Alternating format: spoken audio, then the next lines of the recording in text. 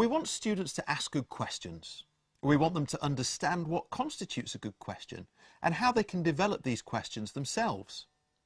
Sometimes students are so used to us asking all of the questions in the classroom that they don't feel it's necessarily their place to ask questions themselves. Of course, this isn't what we want, but students can sometimes fall into that way of thinking without us realising.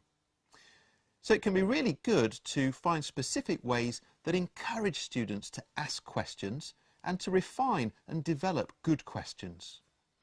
I think the first step here is to model the kind of thinking you use when you're coming up with questions. So for example, you might have a question on the board which is the basis of the current activity. And after students have discussed it, you might then say to them, "Let me show you how I came up with that question." And then you talk them through your thinking, your thought processes, and how you ended up with that particular question. So modelling how to come up with good questions means giving students access to your expertise. They can then copy that or borrow from it. The next step is to scaffold developing questions. And here we're giving students a little bit of support which they can call on when they want to come up with their own questions. There are lots of ways you can do this.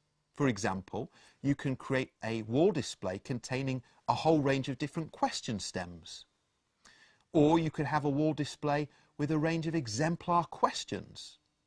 In both cases, students have a starting point that they can use for coming up with their own questions. They can borrow ideas from it, or they can mimic some of the ideas which are demonstrated there.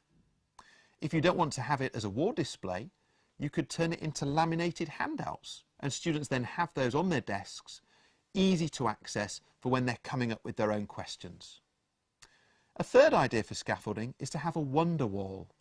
This is an area of your classroom where students get to put questions that they've come up with that the class thinks are really, really good questions, really interesting, really stimulating.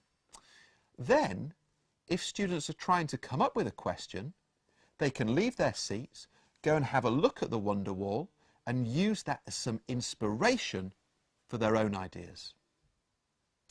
In conclusion, I think helping students to come up with good questions is a two-step process. Step 1, model how you come up with good questions. Step 2, scaffold that question development with all sorts of different techniques and tools that students can use. Golden nugget. Opening up the process of question development is one of the key ways we can make it easier for students to ask good questions.